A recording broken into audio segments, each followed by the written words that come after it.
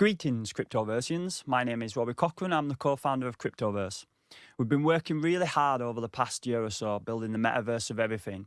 During this time, we've assembled a large team featuring some of the world's best artists and developers from around the world.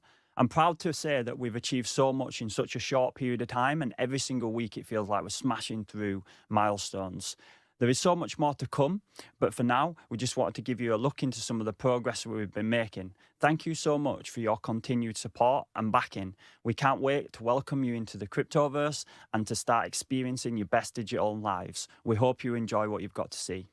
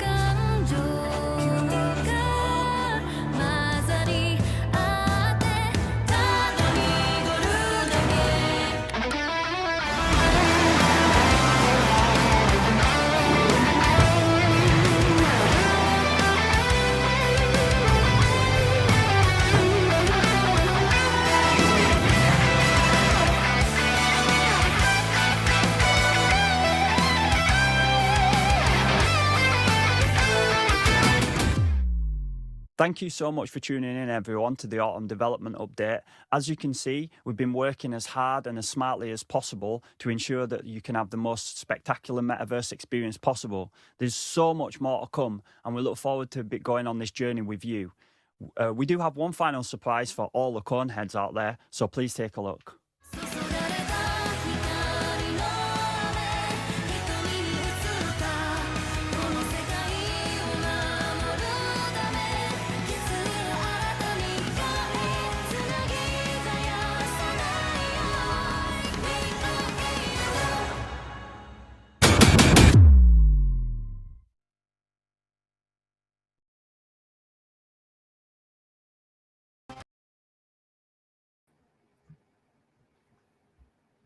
Hello, guys.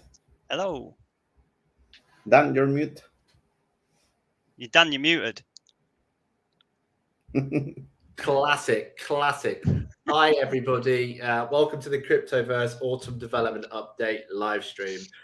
Thanks to everyone for tuning in now. And also, if you're watching this in the future, thank you to you too. We're happy to have you here. And we're happy that you've got to see the first look, the VIP look at the Cryptoverse. So my name is Dan, and I'm excited to welcome to the stage Robbie and Mal. Hi, guys. Hello. If you don't know, Robbie is our kind of co-founder, sort of leading this project, and Mal is our technical director. One of the smartest guys I've ever met, aren't you, Mal? Yeah. He's not saying anything. It's usually me that's the butt of the the kind of backhanded compliment that Dan shares.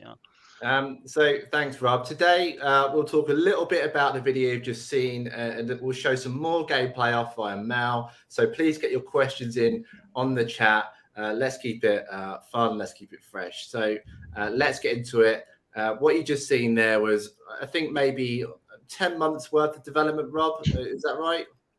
Yeah, probably about that. I mean, it spans back further than that because the planning, the preparations, the documentation, all of the world building design stuff, it spans back further than that. And if it goes back even further, if you think about it from an ideation and conceptual point of view. But in terms of, hands on deck, actually starting a program, starting to kind of build the art assets, I'd say about 10 months. Yeah. I mean, you had this idea probably 20 years ago, didn't you, Rob? I remember you talking about it. I mean, I guess, I fell in love with Decentraland, so I was talking about metaverses sort of back in 2017. Would have always obviously had the idea and loved to build a metaverse via our company and stuff. So yeah, I guess it is an idea that spans back quite some time. Yeah. Fair enough. So everyone, thank you for tuning in again. Obviously, you've seen quite a lot of stuff there that you've probably not seen before. You've heard about it, maybe you've seen some leaks. So we just want to quickly talk about a few of the different elements. But before I do, Rob, I just want to ask you, how excited are you to finally kind of be showing the community some of this stuff that we've been working on?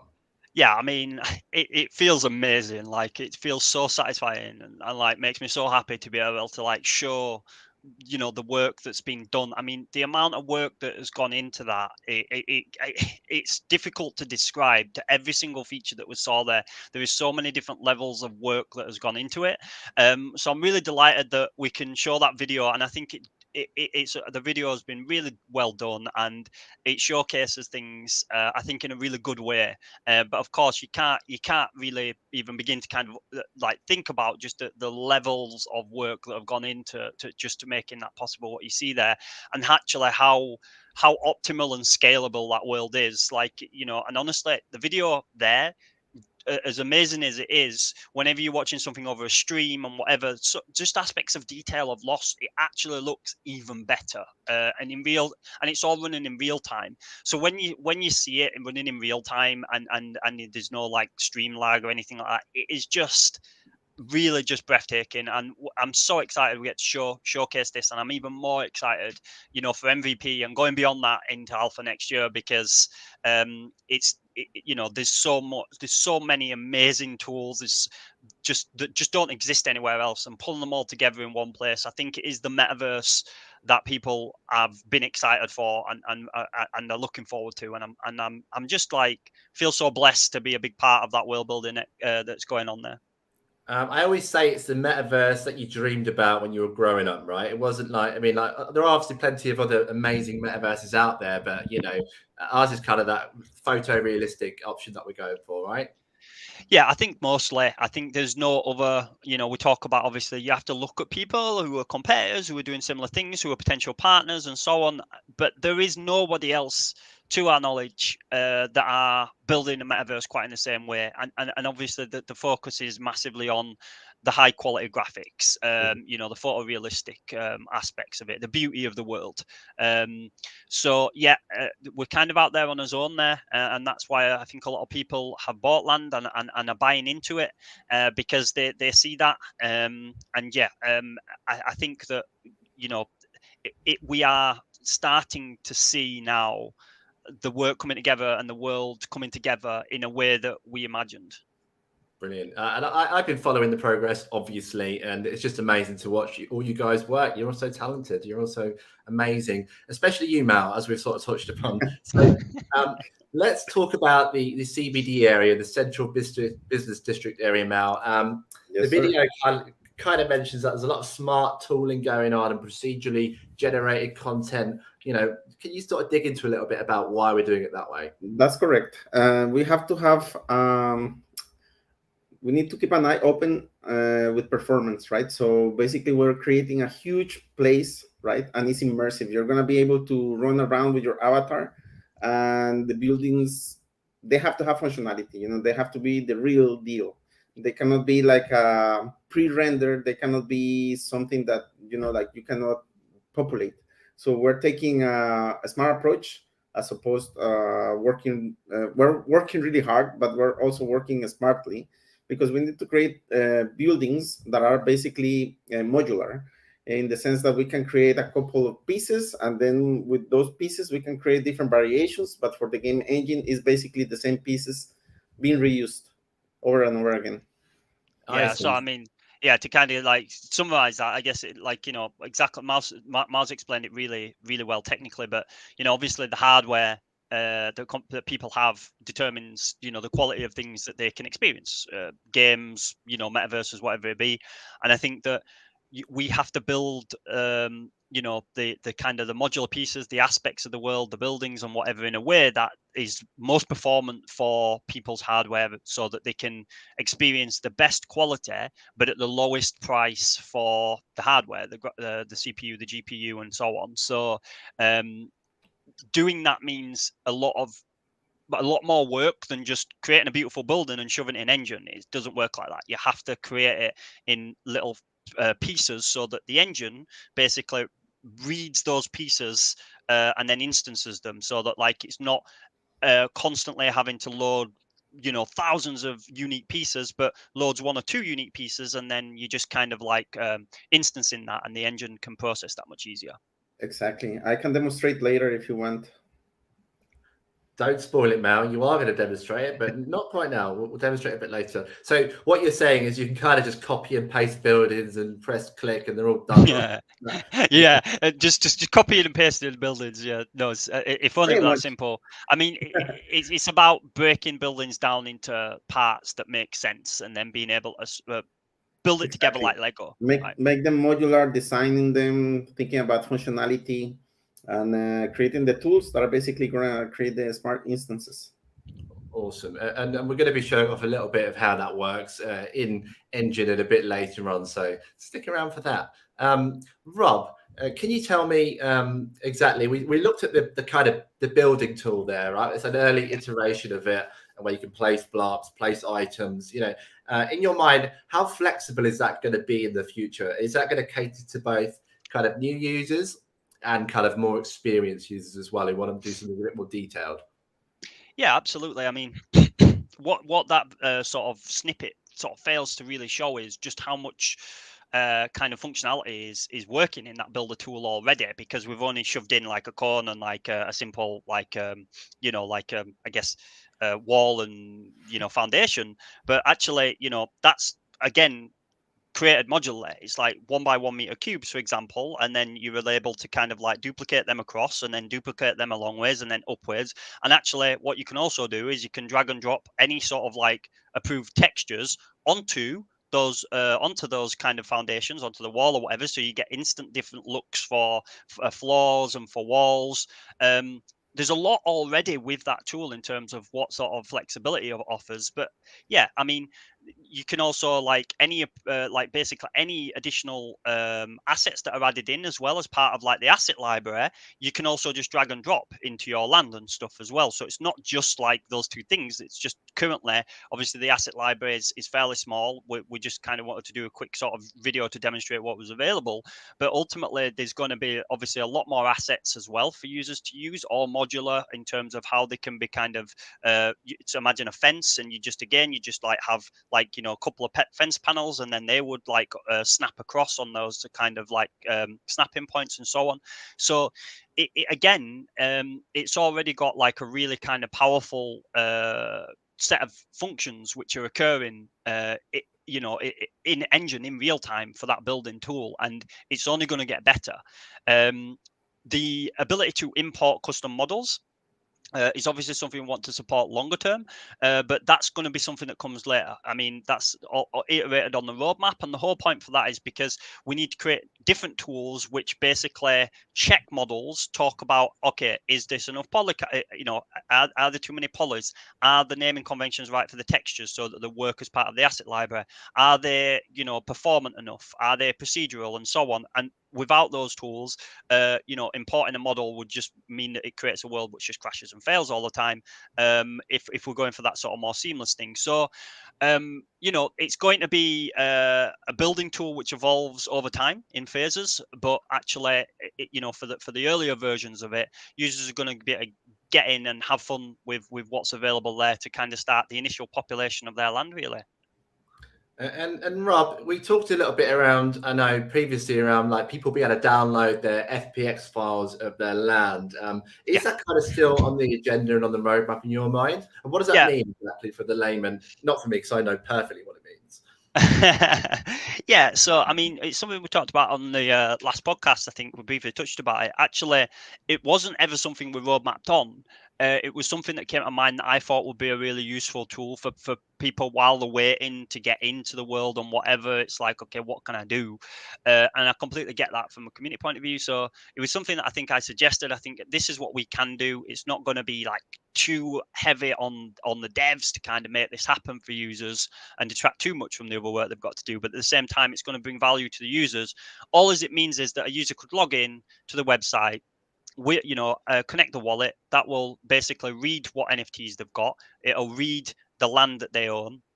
And then from there, it will enable them to download an FBX, which is like a 3D file format, which is mapped to the size and the area and so on of their land. So ultimately, it allows users to start thinking about, the size of their land, the sorts of things they want to put there, and just to start experimenting and playing around with it, really. I believe there will be a technical step in there, which will be shared in the announcement for when this is to come. And Mal will probably do a video just to show people how to do it, just because of the difference between how Blender or Maya, like a 3D software, basically reads the file format to Unreal. They have the different default units, right? So, for example, Unreal can scale something, and there is a import setting that you can say convert units or not. So we're gonna make a tutorial, so you can download your FBX file and import it in the proper way. Yeah, and in terms of timeline, we are aiming to have this by the end of the month, basically. So look out for announcements. The web devs currently are working on it next week, so we're hoping by end of the month we'll be able to provide a video, an announcement for how users can get in and get that set up. A video? That sounds like some work for me, Rob. You probably should have run that by me. Oh no, I would say it's just Mal basically needs to kind of show on his screen how to do it. It's easy, yeah. Fantastic. Mal, I want to quickly just take a question from the audience. Actually, Alan says, will we be open to connecting Cryptoverse with other metaverses, kind of like portals to voxels, to Decentraland, etc.? Is that on our kind of mind? I guess that's the dream, right? To be able to have an avatar and jump from Cryptoverse to Cryptoverse. That'll be fantastic. So we're open to that for sure. But we have to start somewhere, right? So we're creating our Cryptoverse, our map, and then it's up to, I guess, Rob and the business side of things to connect these dots. But technically speaking, it's possible. Yeah, it's a question we've had like a lot. I think if you look at, I think there's a few different, organizations which have sprung up lately around open metaverse standards and also the ideas behind their interoperability and stuff. Of course, we're building Cryptoverse. It's supposed to be a decentralized metaverse. It's not a proprietary metaverse like Meta, like Facebook or whatever, or as far as we know anyway. So yeah, interoperability is definitely something that is part of the ideology, but it's a longer term game. You first obviously have to get your own product up and working before you can start plugging into others. But there'll be kind of interoperable opportunities that come ahead of like this, really simple or this really kind of unique portal in between, because there's a lot of different considerations to make something like that happen.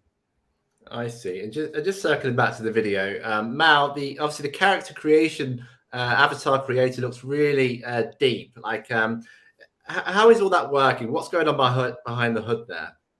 Well, we're not using the MetaHuman yet.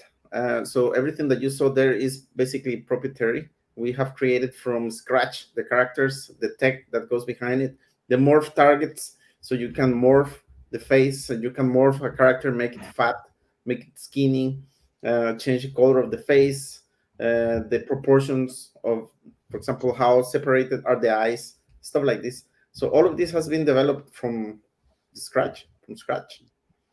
Maybe that's a good pivot, actually, Mal, to start giving us a little look at that. Do you want to load up your screen and give the viewers more content, because that's what we're all here for, 100%. right? No one's bothered about what we've got to say. They just want to see pictures and stuff. Yeah, let's jump into the action. So I'm going to share my screen here, and what you're going to see is my Unreal session. Actually, I'm going to hide a couple content browsers here and whatnot, so to make the screen a little bit bigger. So basically, what you can see here is a male character, generic male character that we have created. And if we press C, you can jump to the customizer, and you can make, like I was telling him, like what I was telling you before, you can turn on or off the jacket, for example, or you can make the body more fat or skinny, you know, or more muscular, less muscular. Same thing. If you move the wheel, you can rotate the character. And the idea here is that eventually you're going to have like a lot of clothing items that you can choose, right? So you can, for example, play with the color of the head, right? If I want different colors, you know, like this, and make modifications. For example, if you want to change the pants, you can take this pants and customize here the color, right? And you can create a preset. So for example, I created one called purple and a couple versions here. So if I hit purple and I hit load, then I have my purple character, and then I can press C again, and you know, it's ready to go. Wow. And Mal, one of the things I just want to point out, actually, for the viewers and people watching, is that the UX, that's obviously not final, is it, Rob? That is correct. Yeah, Nothing is final at the moment. What you can see here is a prototype, but basically all this is gonna change, all the UI. We're gonna have a very beautiful place to present the characters, and these are gonna be presented in a much more professional style, right? Yeah. But the functionality is what we're talking about right now, and this is what is basically already happening here, right? Yeah, absolutely. I think, you know, that, and what's amazing about this is this is happening in real time. The changes are happening in real time, which is just unbelievable, really, when you think of the level of quality that you can achieve from it. And it's still not finished. The actual, even the functionality in the tool is not perfectly finished, but it's already a really good position. And yeah, in terms of the user interface and the experience, now the idea for this would be that obviously, you know, there'd be a separate character creator area anyway, so it wouldn't happen you know, directly as an overlay inside the world as you see it here. It'd be a separate avatar profiling area. But like I say, you know, we're still a work in progress, and this is an update and showing development progress. It's not like finalized, right? And just while you're looking at those cars, Mal, before you press E to interact, Joe Mummer actually asks, how many cars do we have ready? Are they all of our cars right now, or do we have some more on the back there that we're not showing just now? With functionality, we have 4 so far. There is more variations regarding the customization, so you can change the color of the car, and we're adding more and more features, so you can keep customizing things like the wheels and the paint job, the shaders and whatnot. But the idea is to keep growing, right? Like we're gonna start with 4 cars. There's one more that is getting done as we speak, so most likely it's gonna be 5 by the MVP. And these well, cars well, the 5 cars will be done by MVP, but they won't all be integrated by MVP. We'll make sure there's one that people can obviously check out and have a go of. But I think the idea behind it is that, you know, in terms of the customization, there'll be like a, you know, like an area that you can take a car and you can customize it and so on. But you know, that the idea would be that there's only a limited number of vehicles that will be available. In the earlier phases, it'll be a long time before we'd be able to kind of integrate any sort of third-party vehicle creations. Of course, longer term, in terms of decentralization, it's where you want to get to. But you know, for now, obviously, we think this is a really good start. There's no other metaverses that we know of that have vehicles like this. Yeah, the thing we decided to do vehicles because the Cryptoverse is quite it's vast. massive. Yeah. So if I put things in perspective, you can see here like or a character or a car, a building, and then the scale that we're working, right, is massive. So imagine if I want to go, for example, to this corner, it's like in real life, if you are basically walking, it will take quite some time to get to that building, right? So we need to figure out a transportation method. And so we have obviously public transport and stuff, which has always been on the roadmap.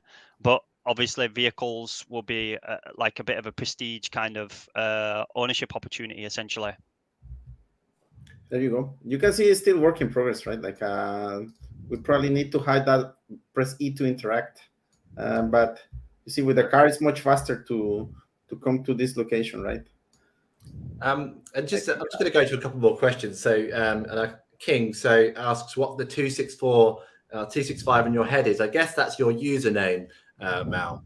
Yes, and also there's going to be a chat at the moment. I don't think it's implemented. But when you want to chat with your friends, the 265 is going to change for a bubble, and basically you can type your message there. So Dan, I guess one of the questions I have straight away as a user, I'd be looking and going, "Wow, okay. I mean, you know, I think this looks really good, and I'm impressed by what I see." But obviously, it looks like that there's large areas of CBD still left to be built. You know, because you can see the blockouts in some of the areas. So I guess it might be a good opportunity to talk about obviously the buildings and obviously the fact that they're modularly created, and then how quickly we can create like new buildings that are similar but different. From the pieces that we've created. So Mao, do you want to maybe give us an example? Yes, for sure. So basically what we're talking before is about modular buildings. With that, we mean to create buildings in this manner. For example, these buildings that you can see here are going to be replacing the blockouts, right? So the white buildings here are the blockouts, and these buildings over here are already modular and created in a way that is very, let's say, efficient for the computer. You can see here the frame rate. We're still north of 75 frames per second, which is a really good sign. And the way that's done is basically by creating small modules. Like this one window basically creates a whole building like that, right? So by reusing the window over and over again, we can create buildings, right? And if we create different modules, so for example, I can show you this round building here. We can have this modular building type round, and we can have like a lobby area. Let's put it here. So this will be the lobby area with the two main doors, and then I can have like the first floor, which will be first floor here, let's say. And the slow way to create a building like this will be to take it like this and then move it and then try to align it. And then you can put a piece that is the bridge that basically connects the two sections. So I can put it like that. And that will take quite a while. So this is what I was saying, like we have smart tools. We have a tech artist in the company called Simon. He created a blueprint that is basically like a piece of tech that allows you to quickly stack the floors. So it's basically expecting an argument. Let's say if I want to create a building with this type of floors, I just drag and drop the type of floor here. And then it needs to know like how tall is the segment and how many floors do I want to create. And then we hit create building. And basically it's going through a loop that is saying, okay, 10 floors, and the floors are 456 centimeters high, and it's stacking them up like this. And this is how we can quickly create buildings and set the whole set like that. Wow. So it is like copy and paste. I was right. No, it looks fantastic. Well, I think that the term copy and paste, the problem with that is that it doesn't demonstrate the amount of work that has gone in to get the asset into the position that is now able to do that, right? So everything that you see is basically initially built up. You build the modules up from like 1 by 1 meter blocks because it's like the best way for the engine to compute. So you literally, like, if you just look at like one of these pillars here, it's like, okay, if that's 2 meters high, then we stack two 1 by 1 meter pillars upwards, and then you need to connect the pillars together and have them on splines which all work together, and then you can basically then from there create the instances, and you can use that, like the smart tool which Simon created, for example, which allows you to just put in the info and boom. So there's so much more going on behind the scenes there. It looks quick and easy, right? But that's because of all the work that's gone in to make it be quick and easy and really performant. Exactly. Like that's what Rob is saying right here, right? For example, to create that type of frame, it took these 3 cubes basically to create the frame, right? So every time that there is a frame, there is the same type of cube used.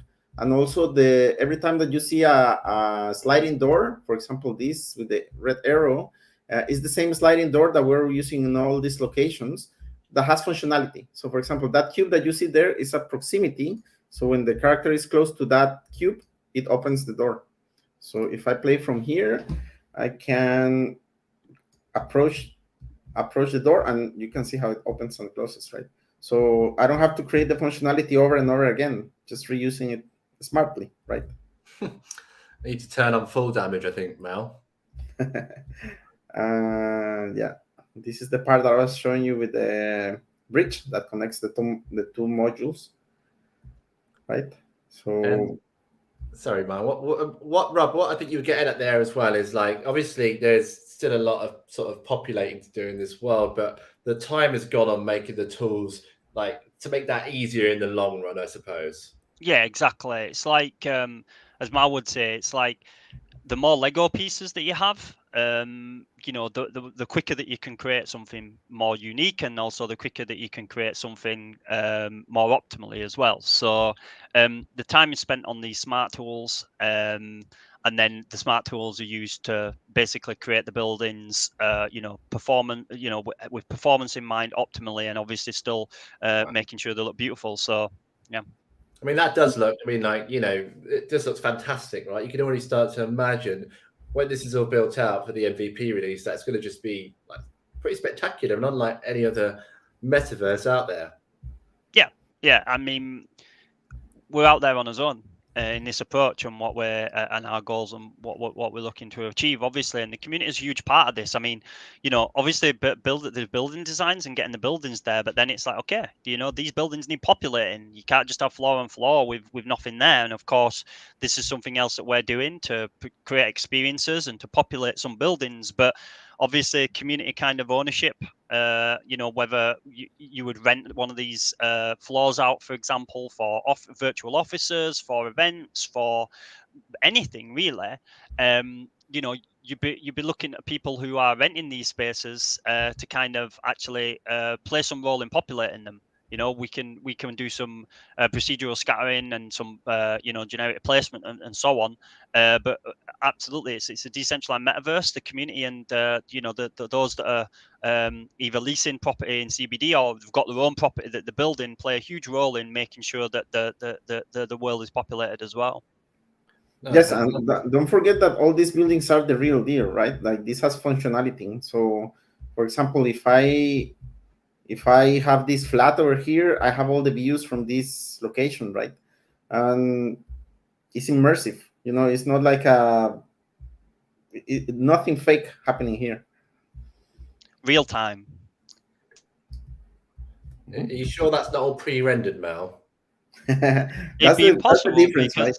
He can't you know, if it was pre-rendered, he wouldn't be running around live with his avatar, and he wouldn't be able to move his avatar and stuff. So Exactly like this. Now you need to hold up today's newspaper on the stream to prove it's real. define reality. Let me go to some questions actually. So Alexander Jones, I think correctly asks, what kind of does the process look like from kind of going from UE5 to a Cryptoverse asset? Do we have that nailed down yet, or is there more to be thought about or about that? Robbie? Could you repeat the question? I didn't understood. That's all right, mate. If you weren't listening, that's absolutely fine. I'll repeat What's it. the process from going from Unreal 5 to Cryptoverse asset Yes, work? exactly. Oh, okay. He's probably talking about asset creation because Cryptoverse is made in Unreal 5.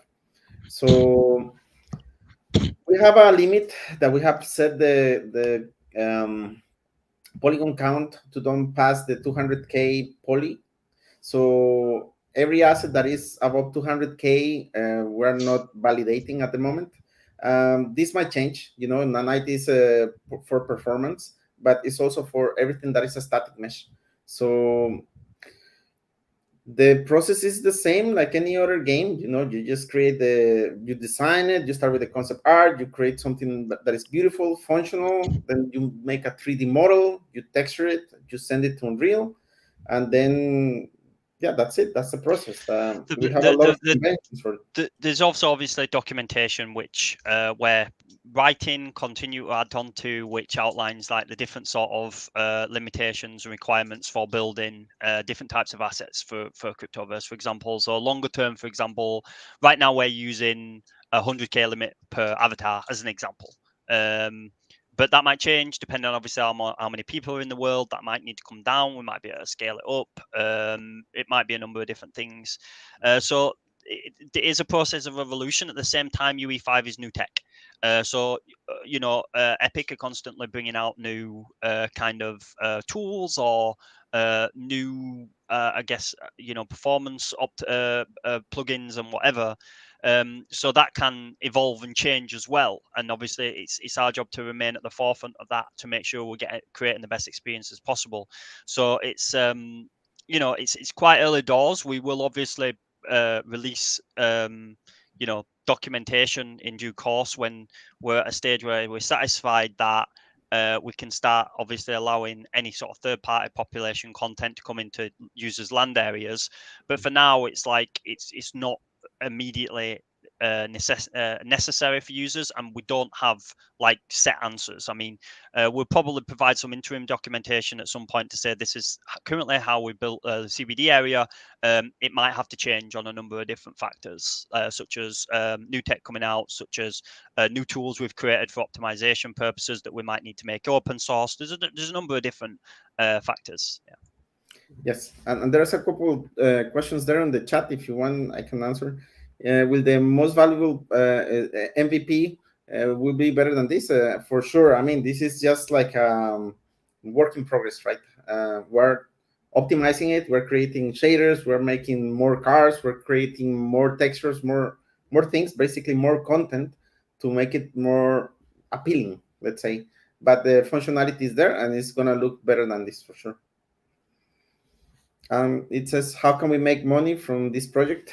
I think that's it's a good question, but if you have a creative mind and if you can sell content that other people want and create content that other people want, this is a platform for that. You know, it's like it's like the place to hang out, to show your brand new shiny car, and if you can make something nice that people want, that's the way to go.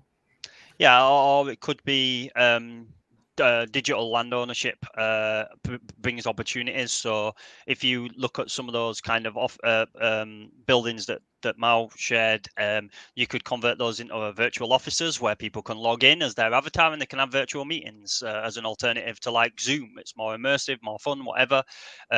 So there's a host of opportunities that will come in terms of how to monetize. But really, it's like there's a question for yourself. I think, what are your ideas? The whole point of the Cryptoverse is that we build lots of infrastructure tools to give as much as opportunity as possible. The rest is down to the user's imagination. It's a decentralized metaverse. It's not a proprietary platform like Meta, for example.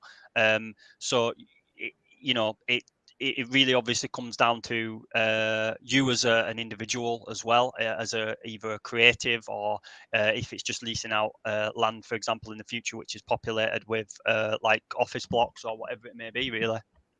And Rob, you touched upon like office meetings there. King asks, will sort of comms be encrypted in the Cryptoverse? Like, can you have a private meeting where people can't kind of listen in and snoop on you? How do you block that off? So really good question. I think that's probably more of We a have programming already a question. chat, no? That Yeah, can... we have the chat functionality. So like basically you can party up with somebody and you can have like voice conversations. Those meetings are not recorded, they're not stored anywhere. It's a real-time voice chat simulator. So it's like once you've spoken and you've spoken with somebody in the world in your party, then that's it. The voice is over. It's not, it's not, the data's not captured again. We're not Meta. We're not But capturing everything. you have to be friends in order to hear each other, right? Yeah. So that's... We're also proximity chat is definitely something that we're going to look to add in, but we have to think about the user protection and how exactly that's going to be curated and managed. But proximity chat is definitely something as well that we'll be adding in. But for now, it's a case of, for the MVP, and probably maybe even up until the alpha, it'll be a case of to hear each other over voice, you'd be parted up to begin with. I see. And proximity chat is where you can just walk up to somebody and you can kind of just hear what's going on, much like if you were to talk in the real world, right? You got it, yeah. But obviously that brings a lot of security questions, and we need to figure out how we would consider users' security, especially, for example, depending on maybe a user's age as well. You don't know, and how we are going to, or how the community is even going to recommend we police bad actors, because you get somebody running around swearing and you've got maybe younger people on. This is a big problem. So you have to safeguard to begin with, and then look to open out. Expand that scope when you've got some more strong curation controls and access controls in place. But proximity chat's going to be important, for example, for like events, right? It could be a music event, it could be a conference event, and these types of things will probably rely on proximity chat. So it might even just be that in particular areas that proximity chat is active, and there would be warnings for users that when you're entering these areas, proximity chat's active, and there's not much that we can or should look to do to police that. So there's quite a few different ways we can skin the cat, but sure. nothing And concrete. also the other thing that we can do is create a stage for presentation, right? So one person is the presenter and he's talking to a crowd of people. Yep. So basically we have one person with enabled voice and a lot of people who are listening, right? Yep. And there is some nice prototypes where you can share a presentation behind you. And we've already got that, by the way. We've already built the MVP for that, so it's maybe even an experience we will include with the MVP, is that kind of events area where we'll maybe even give a presentation of where Cryptoverse is at, live in the Cryptoverse. It's very much something we're thinking about, so we already have the prototype for that. But for something like that to begin with, it'd be a case of, everybody can hear the presenter speaking at that stage, and everybody else might be auto-muted in this area, but the presenter, if they want to do Q&A, could unmute people by their avatars, for example. So we have a lot of flexibility there.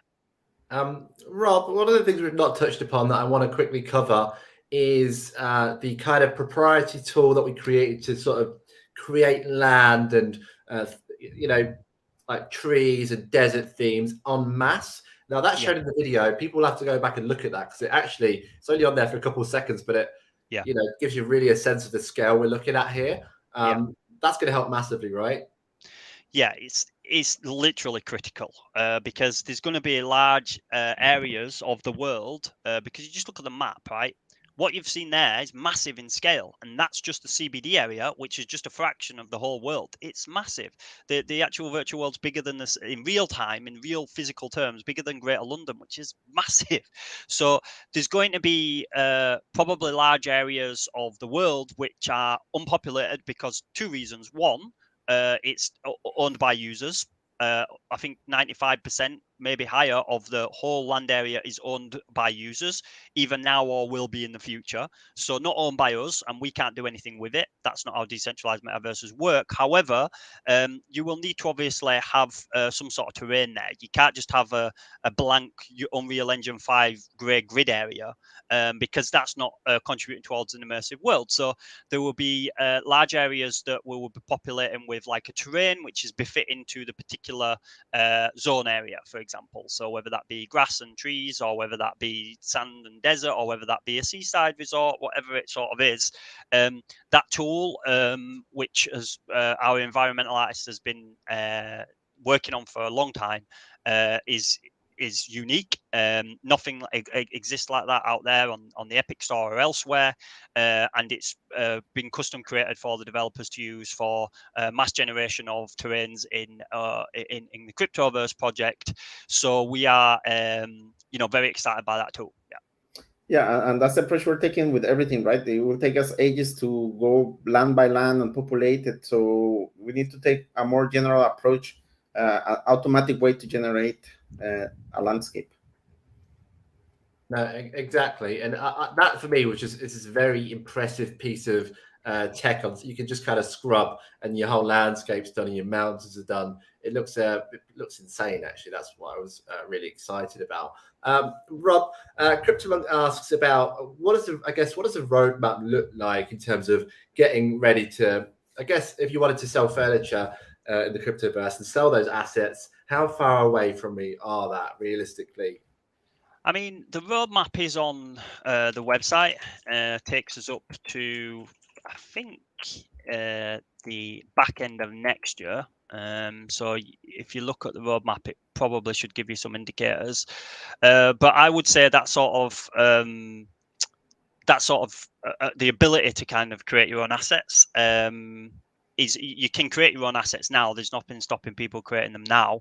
But in terms of integration into actually the kind of the Cryptoverse world, you're also talking about marketplace support and so on, has not been directly added into the roadmap yet, as far as I'm aware. But I'm going to have a quick look. Okay, actually, so we've got till the end of the year. So it'll be something that we, for the beginning of next year, will work on an updated roadmap for, and it'll be scheduled in at some point next year, will be to essentially start supporting the importation of third-party content, but it will need to be, third-party approved content. But I would imagine that that's probably going to be like maybe Q3 next year, but without any sort of guarantees on that, because there's a lot of smart tools that need to be developed before that's going to be possible.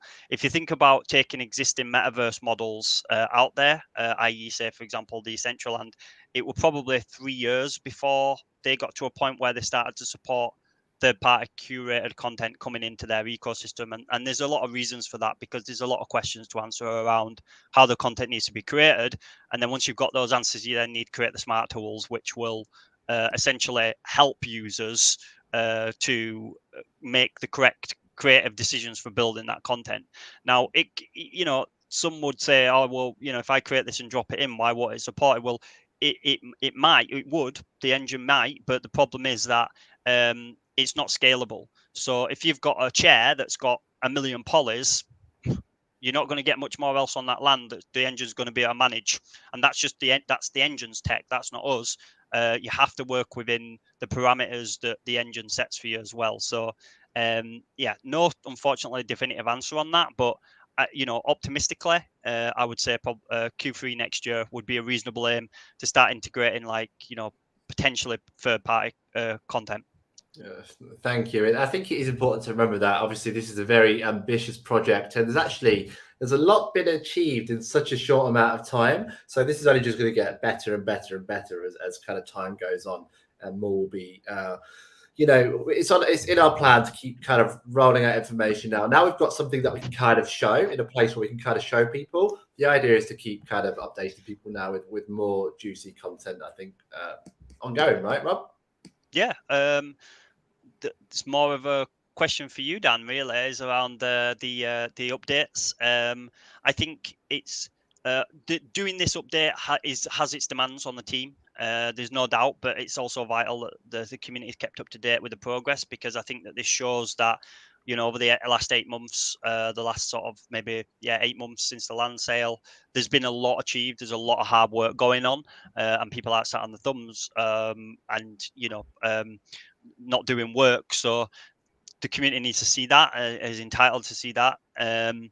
But at the same time, it took the developers maybe a fortnight dropping the work that they were doing to make sure that everything was dressed and prepared properly for the video to be created. So you have to balance off the two scenarios, right? And that's mainly a job for me and you, Dan, to agree upon. But I think ideally a seasonal or a quarterly update of a similar ilk would be probably the most reasonable. Yeah, so the way I see it is kind of like sort of regular, smaller snippets and leaks and like images and screenshots and features, kind of text format. But then, like you say, probably like a seasonal kind of bigger update like this, where we can sort of, you know, take a lot of what we've done and dump it all at you once, and then sort of move on and do the next one after that. We've only got a couple of minutes left, so I just want to answer a couple more questions. So. Naroon33 asks, how big is the team right now that we're working with on Cryptoverse? It's growing, isn't it, Rob? It's growing. We're still actually, to be honest, we're missing, I would say, 2 key resources, really, which is causing us a problem, but we're doing the best we can. Because, you know, getting these resources is competitive, and B, you have to get the right cultural fit and so on, the right skill set and talent. So we're definitely missing a couple of key critical resources. There's no doubt. The team's doing a phenomenal job of sharing responsibilities that maybe aren't always necessarily their perfect skill set. So we do need to continue to scale. But we do have it's around 20 people now on Cryptoverse alone. Which is a good number, but we need to grow further, and we also do work with some third parties as well. Not many, but a couple. If we need, you know, like some 3D modeling doing, which is not going to be like, it's not particularly difficult to do. We can give the parameters around how we need it created, and then we can just get some 3D models back for them. So we've got a couple that we're working with in that regard. But all of the really important stuff around the world building and smart tooling is all done internally.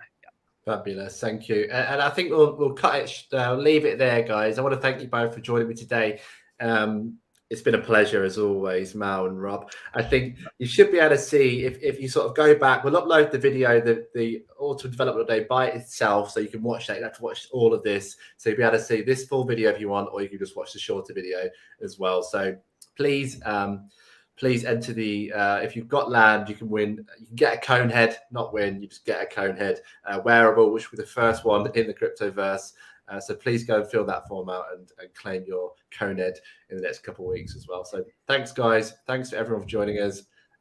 Take it easy. And thank you, Dan. Thank you, Rob. Thanks, guys. Yep. Thank you very much, community. Thank you, guys. Bye-bye. Thank you, everyone.